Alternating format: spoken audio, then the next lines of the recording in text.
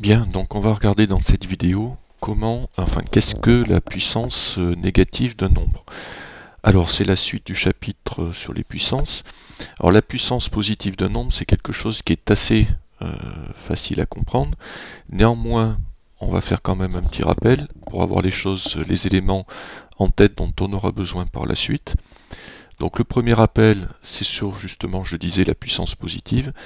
Quand on écrit 4 à la puissance 3, cela signifie en fait qu'on fait un enchaînement de multiplication où tous les facteurs sont égaux à 4. Donc l'exposant ou la puissance, le 3, indique simplement combien de fois on va multiplier par 4. Et ensuite le résultat final est de 64. Le gros avantage de cette notation, c'est qu'elle permet de raccourcir considérablement une suite de multiplication. Imaginons que l'on ait besoin de multiplier 15 fois de suite par 4. Au lieu de taper 15 multiplications les unes à la suite des autres, on tape à la place 4 à la puissance 15 et on a immédiatement le résultat. Alors il y a quand même deux cas particuliers à connaître. Le premier, c'est un nombre à la puissance 1. Donc quand on met un nombre à la puissance 1, en fait, on retrouve le même nombre, ça ne change rien. Et le deuxième cas particulier à connaître, c'est qu'un nombre à la puissance 0 vaut 1. Alors justement, la séance d'aujourd'hui, ce sera l'occasion d'expliquer pourquoi un nombre à la puissance 0 vaut forcément 1. Il y a une deuxième chose à connaître dont on va se servir aujourd'hui, c'est une petite propriété. Alors, elle est toute simple, mais elle va être extrêmement pratique dans ce que l'on va faire. Alors cette propriété, j'essaie de l'illustrer avec un exemple. Je choisis un nombre au hasard, par exemple le nombre 24. Et ce nombre, je vais lui faire une première division. Je vais le diviser par 2. Donc j'obtiendrai comme résultat 12. Ensuite, j'enchaîne tout de suite avec une deuxième division. Cette fois-ci, une division par 3. Et 12 divisé par 3, c'est égal à 4. Et la propriété intéressante, c'est de remarquer que je peux passer directement de 24 à 4 en divisant par 6. C'est-à-dire que 6 fois 4, c'est égal à 24. Donc 24 divisé par 6, ça fait 4.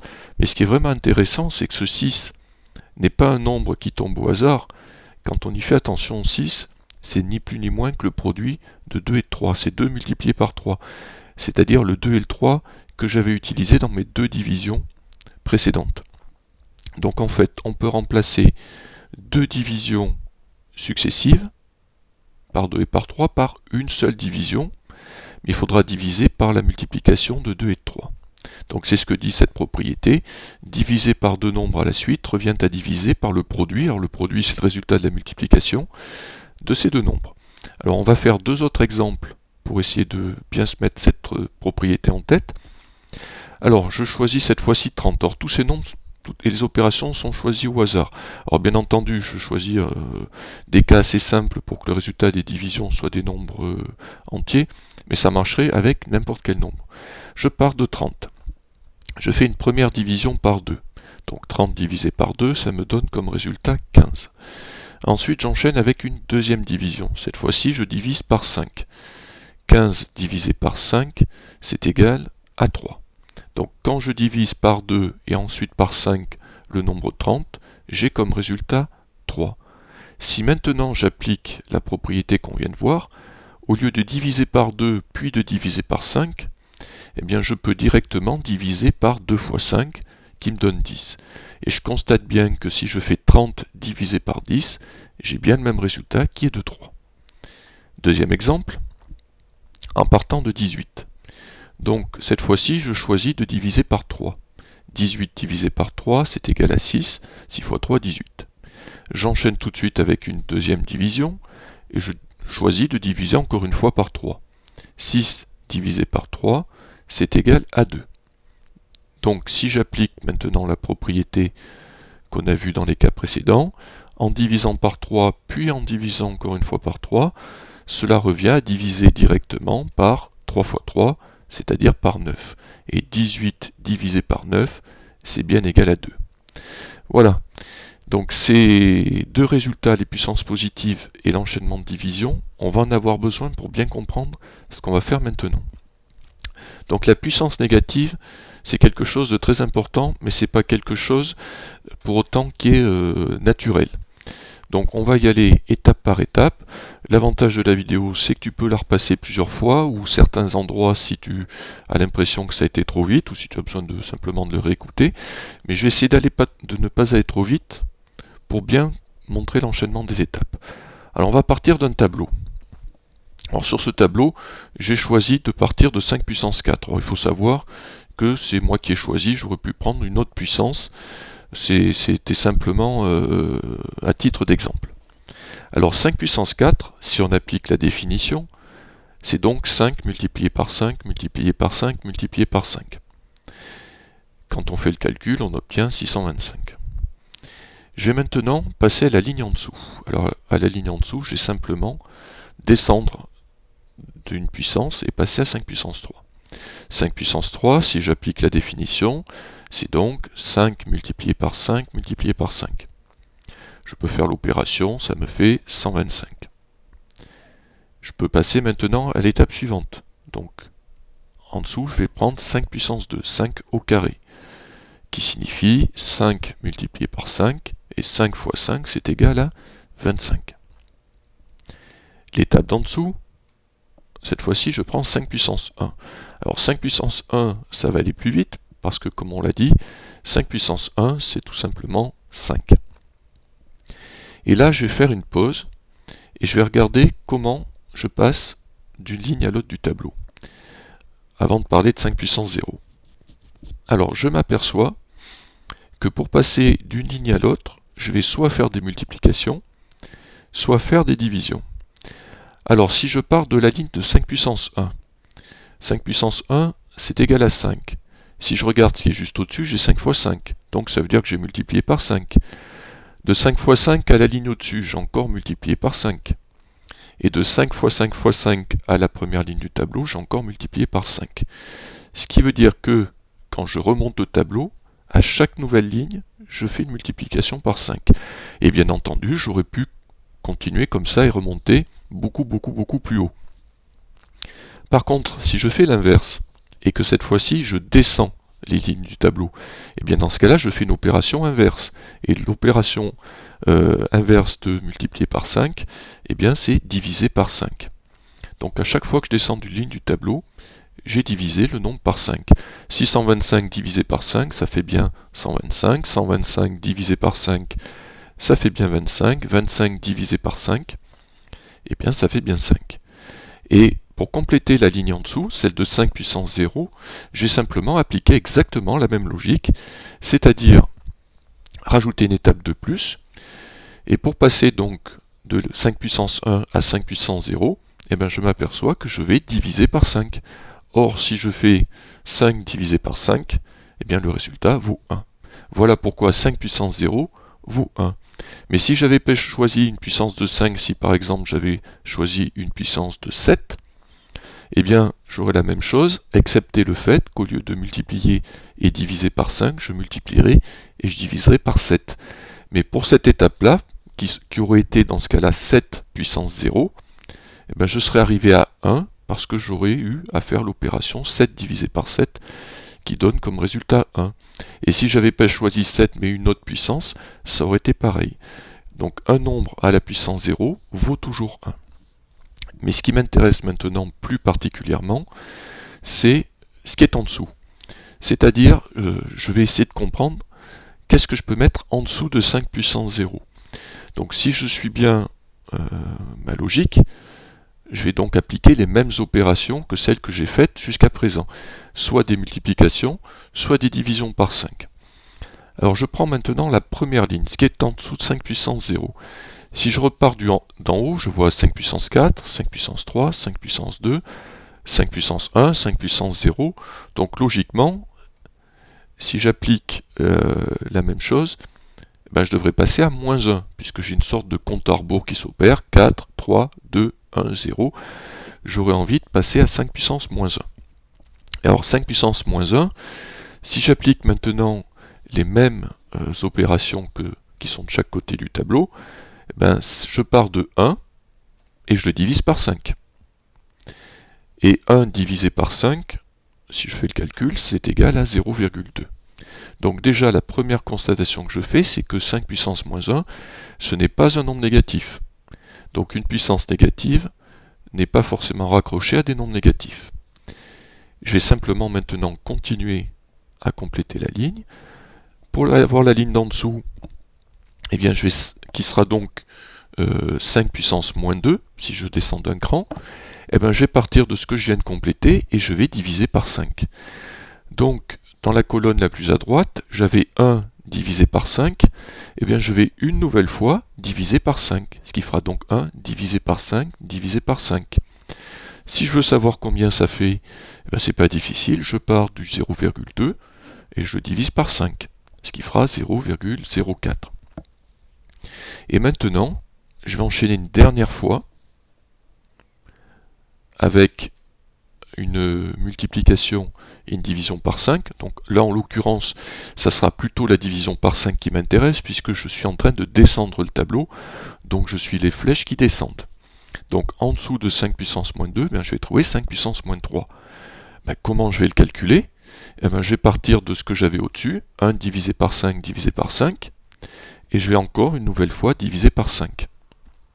Et là, si je fais le calcul pour obtenir un résultat, eh bien je pars de 0,04, je divise par 5, ce qui me fait donc 0,008. Bien, et je pourrais comme ça continuer, 5 puissance moins 4, 5 puissance moins 5, je pourrais continuer indéfiniment. Donc là, pour des raisons de place et de temps, on va s'arrêter là pour les puissances. Mais ce qui est intéressant, ce qu'il faut absolument remarquer, c'est que les puissances positives, c'était une suite de multiplication, alors que les puissances négatives, elles, vont être une suite de division. Donc je vais diviser par 5, puis je vais diviser par 5 encore une fois par 5, et puis pour 5 puissance moins 3, je vais diviser par 5 3 fois de suite. Si j'avais par exemple 5 puissance moins 4, eh bien je diviserai par 5 4 fois d'affilée. Bon, par contre, si je veux écrire 5 puissance moins 20, ça veut dire qu'il faudra que j'écrive 20 divisions par 5 à la suite. Mais écrire 1 divisé par 5, divisé par 5, divisé par 5, ainsi de suite, 20 fois de suite, ça va être très long, et ça perd tout l'intérêt qu'on avait avec les puissances. Les puissances positives, ça permettait de raccourcir une suite de multiplication, comme on voit avec 5 puissance 4, ça évite d'écrire 5 fois 5 fois 5 fois 5. Ce qui serait intéressant, c'est d'arriver à la même chose avec les puissances négatives, à trouver un moyen plus court d'écrire une suite de division. Et là, c'est un des petits rappels qu'on a fait au début qu'on va utiliser. Si je regarde 5 puissance moins 2, je divise par 5, puis je divise par 5. Mais si je fais appel à la petite propriété qu'on a vue, diviser par 5, puis diviser par 5, ça revient à diviser par 5 fois 5. Logiquement. C'est-à-dire 25. Mais moi, ce qui m'intéresse, c'est de voir qu'on va diviser par 5 fois 5. À 5 puissance moins 3, donc j'ai divisé par 5, puis j'ai divisé par 5, puis j'ai divisé par 5. Et bien, si on suit le même raisonnement, ici avec 3 divisions au lieu d'en faire 2, mais c'est exactement pareil, au lieu de diviser par 5, puis de diviser par 5, puis de diviser par 5, et ben je peux diviser en une seule fois par le résultat de 5 fois 5 fois 5. Là, j'ai un peu sauté une étape. Voilà, je reviendrai sur le 5 puissance 2 qui s'est affiché. Donc, je viens de remplacer une suite de 3 divisions par une seule division.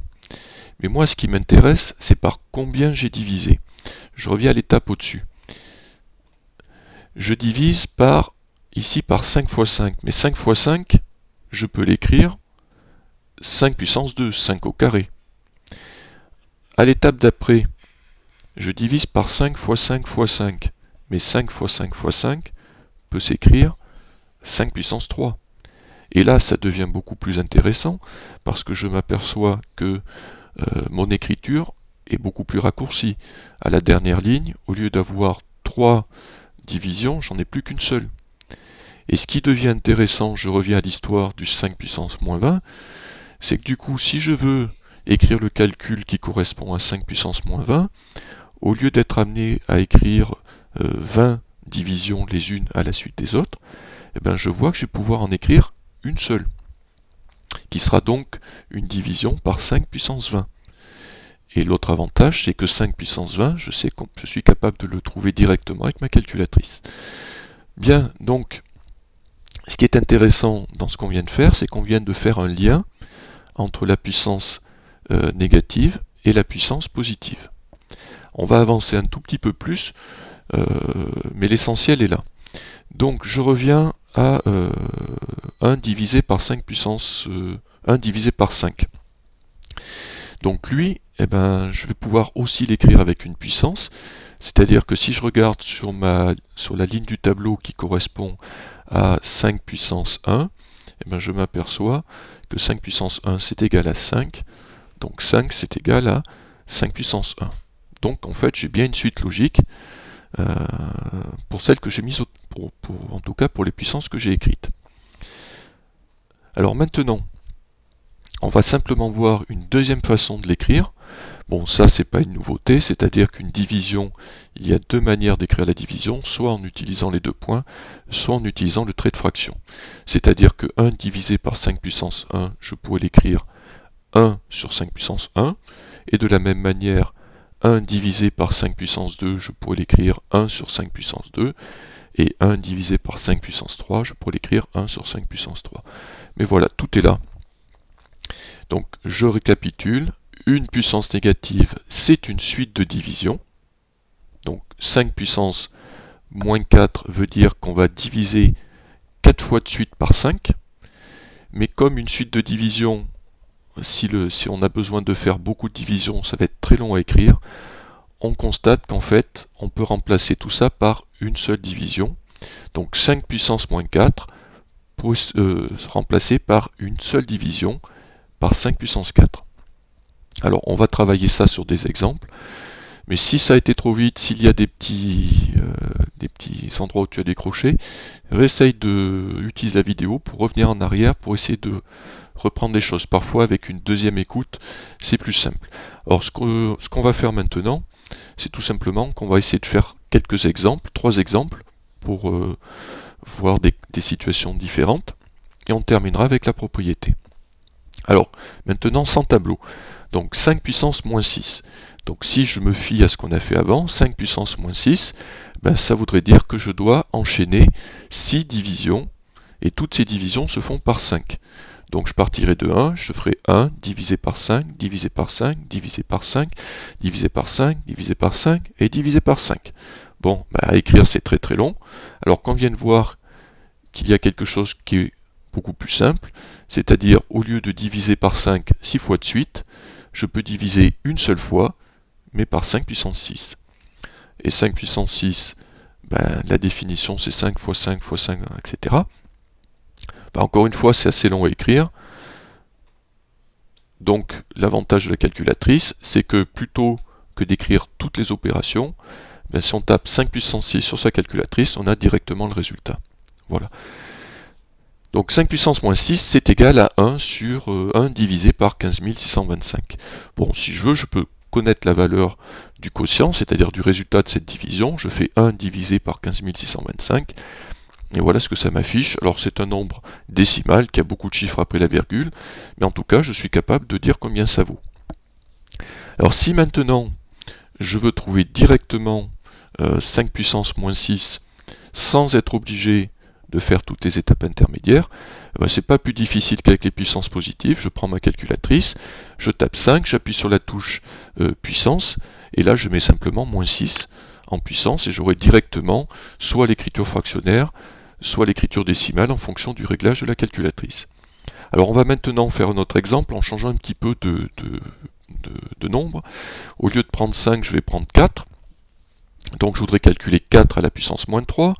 Donc plutôt que de faire 3 divisions par 4, c'est-à-dire 1 divisé par 4, divisé par 4, divisé par 4, eh bien je sais que je peux faire une seule division, mais par 4 puissance 3. Alors je choisis toujours d'écrire la division avec le trait de fraction, parce que je la trouve plus simple et ça prend moins de place à l'écran. Mais je pourrais très bien l'écrire avec le signe divisé.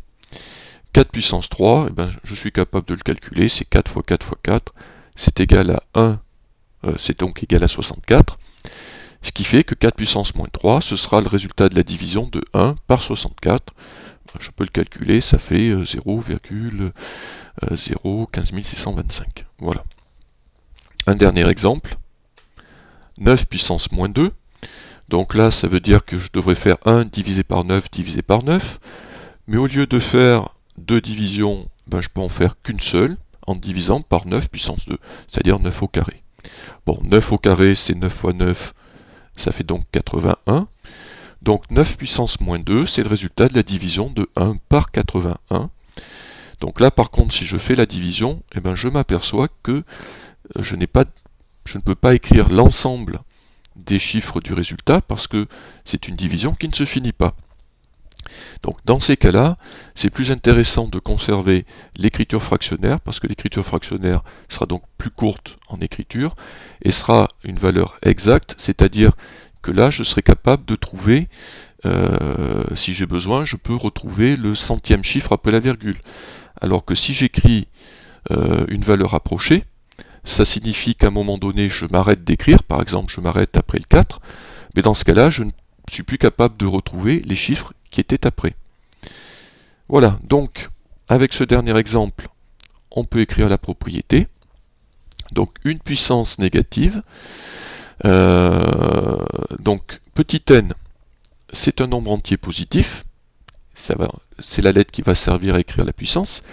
Petit a, ça représente un nombre quelconque. Mais attention, il faut qu'il soit différent de 0. Différent de 0, pourquoi? Parce que c'est un nombre par lequel on va diviser. Et on n'a pas le droit de diviser par 0. Donc la lettre A peut être remplacée par n'importe quel nombre. Dans les cas précédents, on a vu 5, 4, 9. Ça peut être n'importe quel nombre à part 0. Donc A puissance moins n, il faut le comprendre comme le résultat d'une division, la division de 1 par A à la puissance n. Voilà. Donc après, pour illustrer, tu as les 3 exemples qu'on a vus juste avant. Donc en ce qui concerne la leçon, on va s'arrêter là. Donc maintenant, l'idéal, c'est de passer aux exercices pour essayer de voir si tu as bien compris en quoi consistait la puissance négative. Voilà, donc le cours s'arrête là. Je te souhaite bon courage pour les exercices et à bientôt.